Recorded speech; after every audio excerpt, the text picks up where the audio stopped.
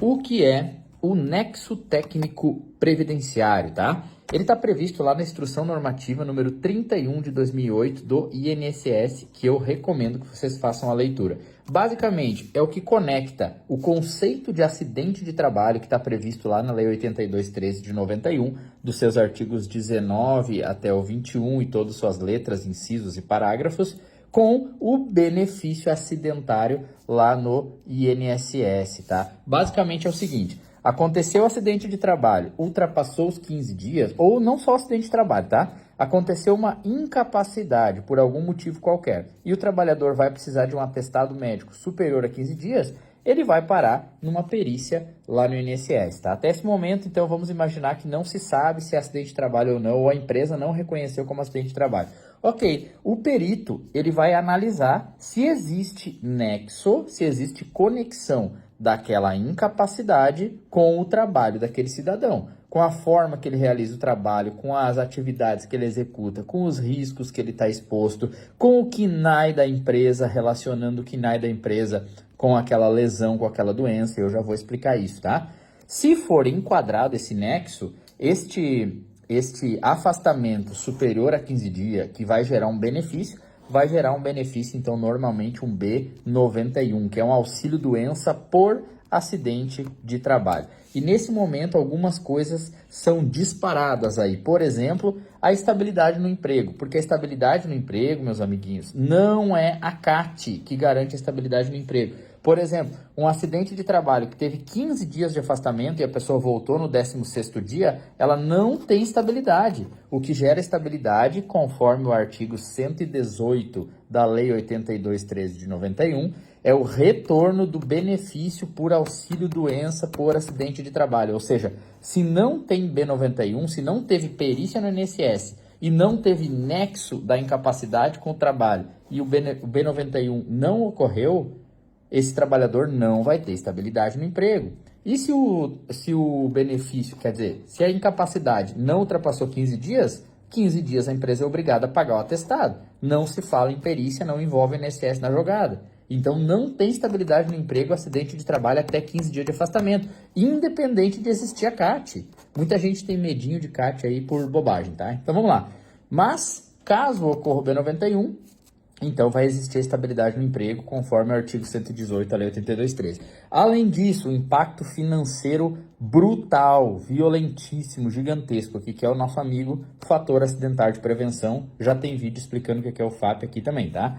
Lá na resolução 1347 também nos explica que o benefício acidentário, ou seja, o B91, 2, 3, 4, ele vai disparar, então, um mecanismo de cálculo lá no FAP, que é calculado uma vez por ano, mas é pago mês a mês sobre a folha de pagamento, onerando os tributos, as contribuições sociais lá da nossa amiga folha de pagamento, beleza?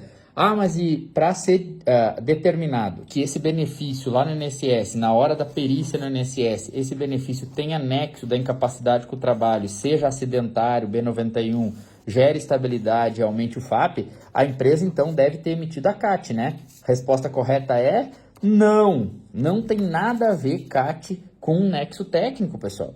Lá na perícia, o perito, ao constatar o acidente de trabalho, ele pode inclusive exigir a CAT da empresa? Pode. Normalmente eles estão fazendo isso. Agora, para ele enquadrar esse nexo, ele necessariamente precisa que a própria empresa tenha emitido a CAT. Se a empresa não emitiu a CAT, ele não pode disparar esse B91? É claro que não. Inclusive, um dos tipos de nexo nem é necessário abrir CAT, que é o nexo epidemiológico, tá? Que eu vou explicar os tipos agora. Nós temos basicamente 3 tipos aqui de nexo técnico previdenciário, tá?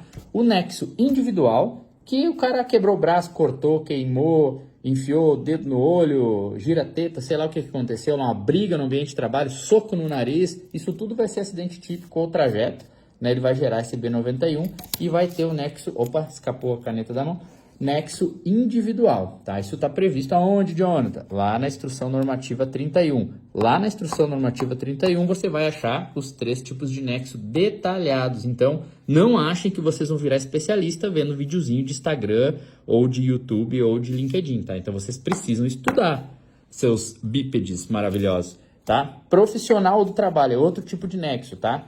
nexo técnico profissional do trabalho. Esse nexo vai falar das doenças. Lá no artigo 20 da Lei 8213 de 91, nós vamos ter as doenças profissionais e as doenças do trabalho. Isso vai gerar o nexo profissional ou do trabalho. Logo, ele está ligado ao artigo 20 da Lei 8213, falando das doenças profissionais do trabalho. Ele tem uma lista, na verdade tem duas listas, tá? Lá no Decreto 3048, no anexo 2, estão vendo por que a gente aprende romanos lá na escola? Para aprender a ler a legislação depois, tá? Só para isso também. Então, lá no Decreto 3048, no anexo 2, vocês vão encontrar a lista A e a lista B. A lista A ela vai ter as doenças e os agentes causadores ou atividades. E a lista B vai ter o contrário, vai ter os agentes causadores e do lado as doenças que eles podem causar. Se existir essa correlação, o perito lá no INSS vai enquadrar aquela doença como nexo profissional do trabalho. Eu só me dei conta que eu expliquei a ordem aqui das colunas invertido, tá? Da lista A e a lista B. Mas tanto faz porque vocês vão ler e vocês vão perceber depois, lá no Decreto 3048, anexo 2. Beleza? Se o perito determinar isso aqui, precisa existir uma CAT, a empresa precisa ter reconhecido aquela doença como uma doença do trabalho. Por exemplo, o cara tá lá com um carbúnculo, que é uma pereba lá que pega quando tu trabalha com couro de vaca, por exemplo, fazendo tapete artesanal numa fábrica. Ele chega lá com carbúnculo, dono da fábrica, nem imagina que aquele carbúnculo pode ser um acidente de trabalho, né? Considerado um acidente de trabalho, mas o perito do INSS vai dizer, sim, isso tem relação com o trabalho, vai disparar o B91, sim, esse cara vai ter estabilidade no emprego, sim. E o terceiro tipo de nexo, que nós já vimos o individual, o profissional do trabalho, então temos o epidemiológico. No mesmo anexo 2 do Regulamento da Previdência Social, lembrando que Regulamento da Previdência Social e Decreto 3048 são a mesma coisa. Decreto 3048 aprova o Regulamento da Previdência Social. Essa lista C, lá no anexo 2, se houver o cruzamento do CID da doença com o CNAE da empresa, com a atividade econômica da empresa, vai ficar caracterizado também o acidente de trabalho, tá? Então, esse é o nexo epidemiológico, é uma relação estatística que o perito lá do INSS, ele pode e acontece diariamente, centenas de vezes, dele atribuir um acidente de trabalho, gerar um B91 de uma doença que a empresa nem fazia ideia que poderia estar relacionado com o seu CNAE. Agora a pergunta é, e todas as doenças que existe essa relação na tabela, de fato foi a empresa que gerou aquela doença? Uma lesão de ombro do porteiro, que só aperta um controlezinho remoto assim para abrir o portão e recebe notinha fiscal, ele faz algum movimento repetitivo, ele carrega algum tipo de carga que vai causar aquela lesão de ombro, aquele CID M75, por exemplo, M75 no KNAE do frigorífico, pronto, deu nexo. E agora, a empresa vai arcar com isso aqui, vai aumentar o FAP, vai gastar centenas de milhares de reais porque aumentou o tributo, enfim, tá? Resumindo, esses são os três tipos de nexo técnico previdenciário que você encontra lá na IN 31 de 2008, que são o individual profissional do trabalho, que conectam, então, a incapacidade com o trabalho e geram o benefício acidentário, gerando estabilidade no emprego, aumentando o FAP da empresa e, enfim, todos os outros problemas que isso pode trazer. E eu recomendo demais que você entenda desse assunto aqui. Eu, por exemplo, eu criei até uma ferramenta para fazer uma análise de cada situação, que eu chamo de conclusão acidentária estruturada.